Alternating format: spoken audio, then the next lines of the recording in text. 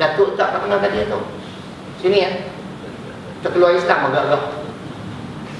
Ni muslimat, saya juga pergi Yaman.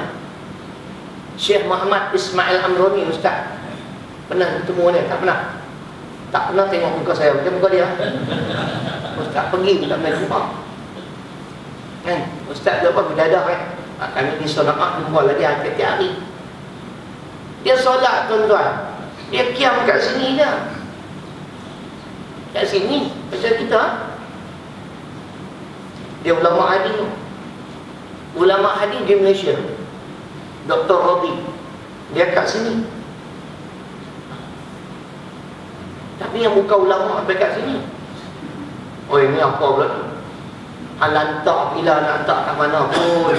Takkan anda takkan keluar dari Islam. Betul tak? Oh tak boleh kena ikut sunnah. Ini bid'ah dalalah finnar. Setiap yang sesat itu masuk neraka. Alamak. Hak betul-betul nak masuk neraka kamu tak cakap lah. Hak macam tadi jadi munafik kamu tak cakap lah. Ustaz-ustaz ni semua kena tangkap tu kan buat naik bulan. Saya juga tak boleh kalau cakap tentang puan-puan ni. Sombong. Macam dia orang tu alim sangat. Minta maaf lah. Kan? Saya ingat kalau nak compare dengan kemampuan saya mengingati Al-Quran, no way puan-puan ni. Minta maaf lah. Kan? Hari Jumaat itu khutbah Jumaat dekat 15 ayat Quran. Berapa? Sekat 10 hadis pun dia baca. Kan? Tak tengok berkhutbah. Steady je. Tak maaf lah, bukan kita bangga. Kamu nak komen Imam Syafi'i, who are you, man? Imam Syafi'i ni, di antara kelebihan dia bukan hafaz Quran dia ketika umur 9 tahun. Setiap asbabun nuzul, sebab-sebab turun ayat dia ingat. Ayat ini peristiwa apa? Ayat ini peristiwa apa? Saya nak panggil ulama muda tu, saya nak baca satu ayat. Ayat ini peristiwa apa? Mampus tak boleh ingat. Saya berusaha ke arah tu. Setiap asbab nuzul saya nak hafal. Ayat ni kenal siapa? Ayat ni kenal siapa? Kalau saya panggil dia Syekh main, awak tolak Imam Syafi'i, Imam Ghazali, An-Nur 33, turun ayat An-Nur 33, sempena dengan peristiwa apa? Mampus tak boleh dapat. Ayat 179 berkenaan siapa? Al-Araf 176. Kita tak payahlah komen ulama silap. Kita tak standard. Kita semua, kami ni tak mampu nak menandingi. Sebab itu dalam ayat tadi cukup jelas. Islam dah sempurna. Kita tidak dibenarkan menetapkan sesuatu hukum. Kita kena ikut je, dah sempurna dah. Betul tak? Kita nak tokok, nak tambah pula, nak buat pembaharuan. Tak boleh. Fahaman dan amalan yang ditambah pada agama Islam yang sempurna ini tak perlu lagi kepada penambahan. Padahal tidak ada dalil atau asal dan contoh dari agama. Sekiranya ada asal atau dalil, maka tidaklah perkara-perkara yang baru itu dikatakan bid'ah menurut pengertian syarak, bukan bid'ah dhalalah, tetapi hanya yang dinamakan bid'ah menurut pengertian lughah atau bahasa saja ialah bid'ah hasanah. Oh, tak ada hasanah. Bid'ah ni semua dhalalah, hasanah tak ada. Kita nak tanya lah, memang betul Nabi dia tak khususkan malam Jumaat yang baca Yasin. Saya tak Nabi.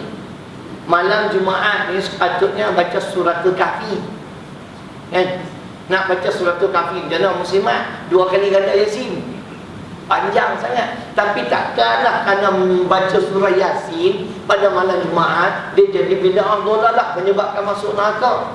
Kalau Nabi hidup, saya nak tanya, wahai Rasulullah, yang mana lebih baik kalau pada malam Jumaat aku baca surah Yasin atau utusan meloya? Nabi confirm jawab, utusan meloya tak payah baca lah. Pemfitnah nombor 1 di dunia. Asyik kalah kes tuan-tuan kena saman. Kenapa?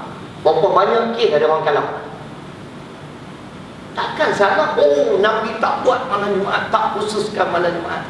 Ulah tu. Mereka tak mau terima langsung pandangan ulama. Memang Yasin hadis dhaif. Hadis sahih surah Al-Kahfi. Tapi apakah salah membaca Al-Quran? Saya baca tadi Yasin dalam perjalanan. Yasin dengan Ad-Dukhan tak boleh tahan mengantuk. Balik ni baca lagi dua sunnah Nabi.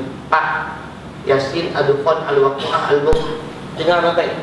Ini menyebabkan batal Islam dan iman. Kalau sekadar baca Yasin saja, baca lah tu, tak rosak akidah. Kan baca Yasin ni pasal sampai terkeluar pada Islam. Solat letak tangan, tak letak tangan macam dia orang, kan, pun terkeluar dari Islam. Yang saya tahu, kalau tak solat sungguh menafikan tidak wajib solat, terkeluar dari Islam. Kalau ikut Imam Syafi'i, dia tak solat tapi dia mengaku wajib, fasik saja. Contoh yang pertama, dengar, bid'ah dhalalah.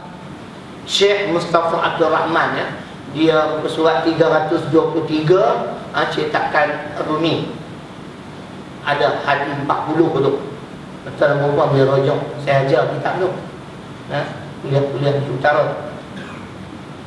Pertama, dengar, menyerahkan hukum agama kepada akal fikiran manusia dan menolak nas atau keterangan dari Allah dan Rasulnya. Ini bid'ah dhalalah lagi. Kita menyerahkan hukum agama kepada akal fikiran manusia. Macam mana kita nak menangani penjenayah yang mencuri, kan? Kita penjarakan dia, wasah kita. Wasariqu wasariqatu faqta'u aydiyahuma jazaa'an bima kasaba nakala minallah. Al-Maidah 38 menjelaskan pencuri wajib dipotong tangan, bukan dipenjara. Ni dhalalah lah ni. Hak kita terima pakai ni. Cuma kita tak beramal dengannya, kita tak redha. Yang ni dia orang tak bicara pula. Baik. Menyerahkan hukum agama kepada akal fikiran manusia. Tuan-tuan dan puan-puan, kita perlu sedari, akal kita ni terbatas atau tidak? Betul tak? Terbatas, tak? Pertamanya hujah saya An-Nisa 28.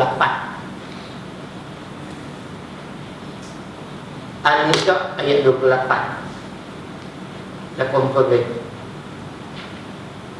Tak pernah ingat. Ayat tu pendek lah, tapi biasa kalau bila tak pernah ingat tu kena rujuk.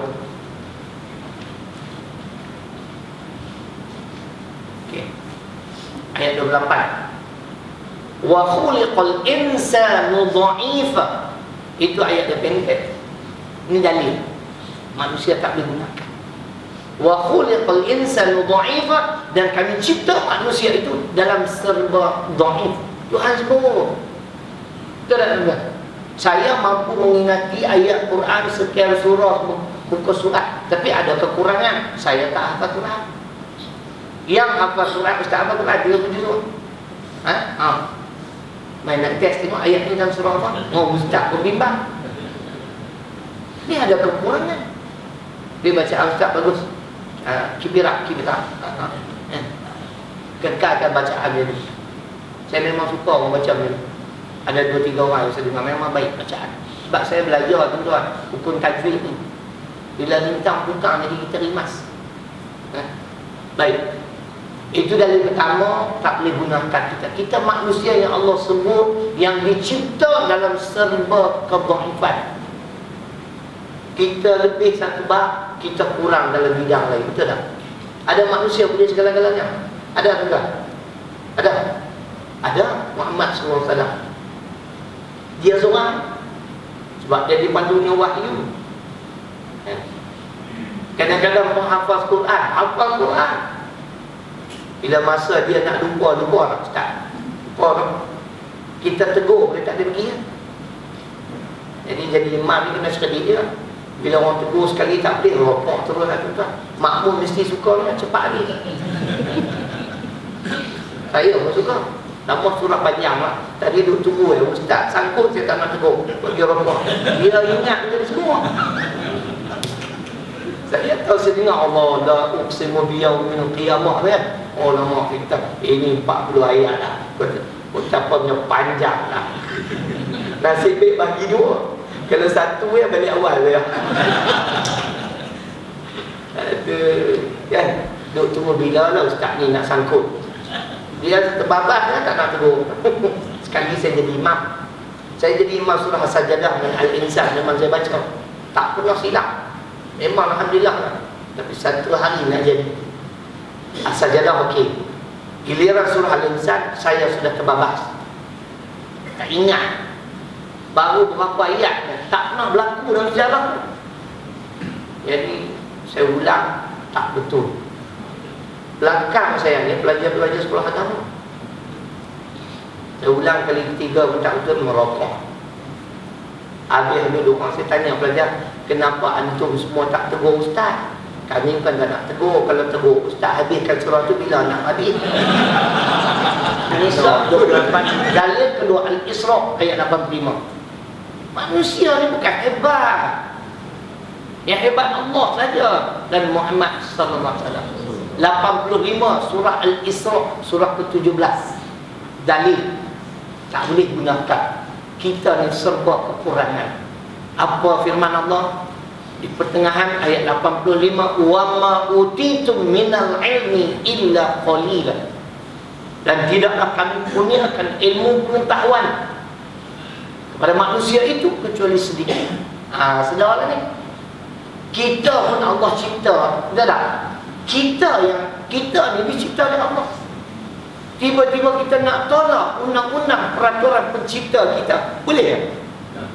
Kita makan gaji di sebuah syarikat, kita nak menentukan rules and regulation di pejabat tu, boleh? Bos kata nampak itu pintu besar, kira you makan gaji dengan air, you kena ikut cara air. Kita pula nak menentukan, bos saya suka datang ke jam 11, boleh? Ada buat kerja tu? Oh tak pula, tak boleh. Oh dengar Allah biadab. Kami tak mau undang-undang peraturan Allah, kami nak buat cara kami. Ni dah bid'ah Allah lah, rosak akidah. Dia sebut di sini catatan yang saya sempat tulis. Makna menyerahkan hukum agama kepada akal fikiran manusia dan menolak nas atau keterangan dari Allah dan Rasulnya. Nas Quran jelas kewajiban melaksanakan hudud. An-Nisa 105,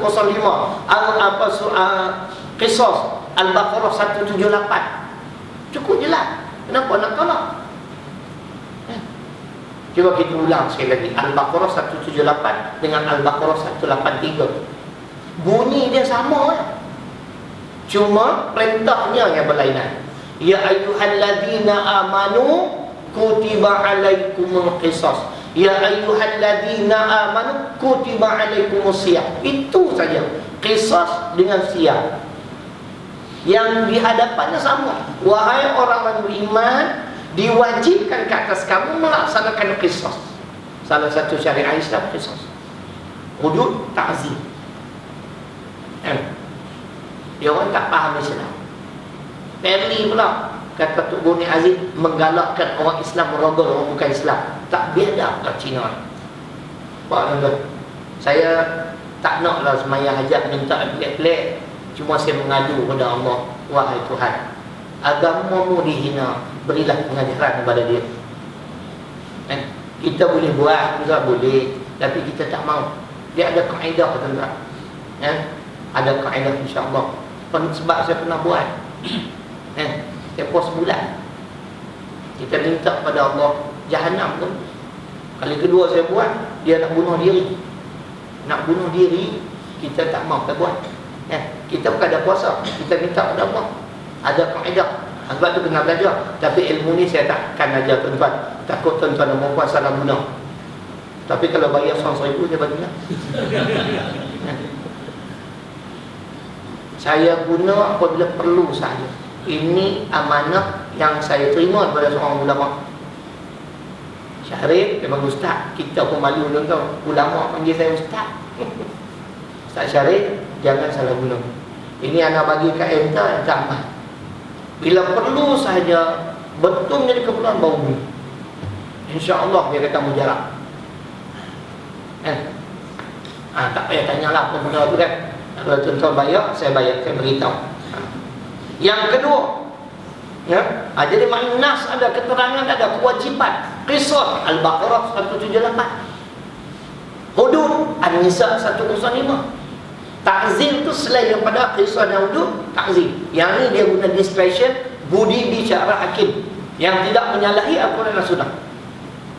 Contoh, seorang yang meninggalkan solat, dia ta'zim lah.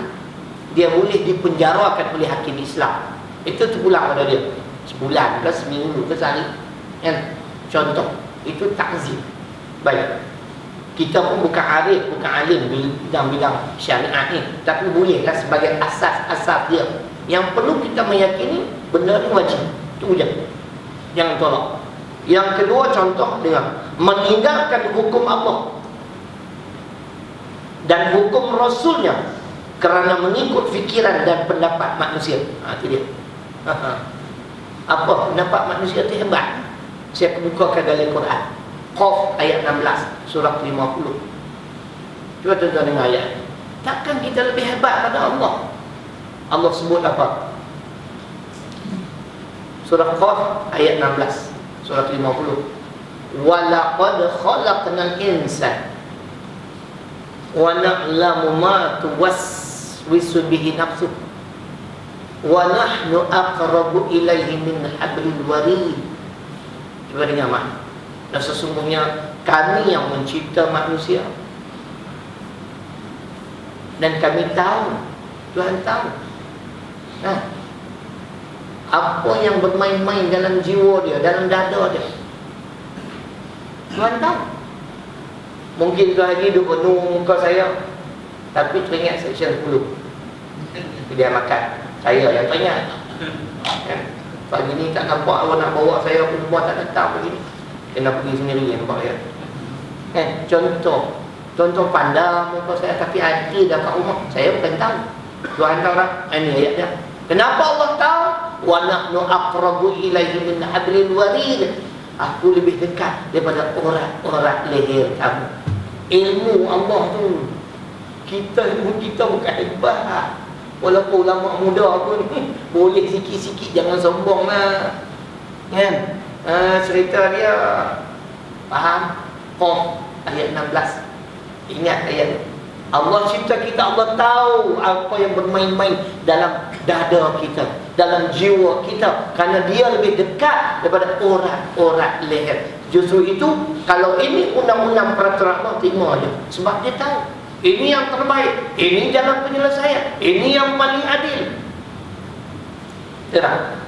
Faham tak? Boleh tak?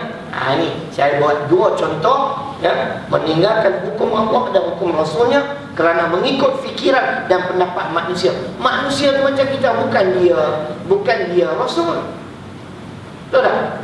Kadang-kadang orang tikai, alah, kita asyik nak ikut pandangan Imam Syafi'i, dia bukan maksum, kan? Kita tanya balik, Ustaz maksum kah? Yang atas ni Cik Som, Cik Kalsum. Tanya balik Ustaz tu, jangan diam. Ustaz maksum kah? Saya nak test Ustaz tengok. Saya nak baca ayat ni, surah berapa Ustaz beritahu tengok. Hebat tahu mana? Mampu dia tuan. Lepas tu saya tahu apa dengan ulama, termasuk ulama-ulama Wahbi. Ulama Wahbi ada kitab rumah saya, kitab Tauhid. Saya nak belajar juga ulama Wahbi macam mana pandangannya. Ulama Wahbi tuan-tuan, soal hukum hakam tegas. Tapi ulama Wahbi di Malaysia penuh-penuh lah ada Wahbi. Cerai. Benda ni tak sentuh langsung. Saya boleh tunjuk juzuk kedua, Ustaz ada belajar kitab Tauhid, Syekh Muhammad Abdul Wahab, tak belajar. Tak boleh kita tu rugi. Ustaz tak Wahbi. Kita duduk diam, kita tahu lah Syiah pada kan, Wahbi pada kan. Tapi saya tak terpengaruh. Saya ambil tahu je. Syekh Utsaimin ni ulama Arab Saudi, Wahbi. Tapi tegas, manusia yang tolak hukum Islam kafir. Dia ada 3 bentuk. Dia sebut 3 bentuk. Meyakini boleh berhukum dengan undang-undang ciptaan manusia, kafir. Meyakini undang-undang manusia dengan undang-undang Allah sama baik, kafir. Meyakini undang-undang manusia lebih baik daripada undang Allah, kafir. Wahabi Malaysia ada sebut tu. Ni undang-undang apa yang kita amal ni?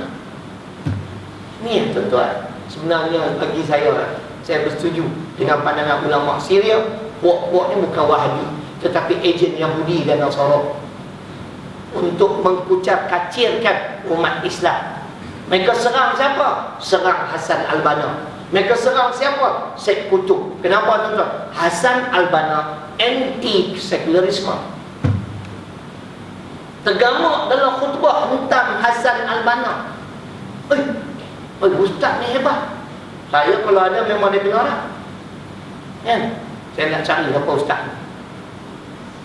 Hasan Al-Banna mati ditembak oleh Yahudi. Kan? Seorang pejuang Islam.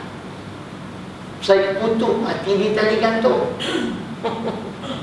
Kita kena pejuang Islam. Orang sibuk nak tangkap, ustaz ni lari balik main ke Malaysia. Pejuang Islam tarik minyak lah. Tuan-tuan jangan terpengaruh.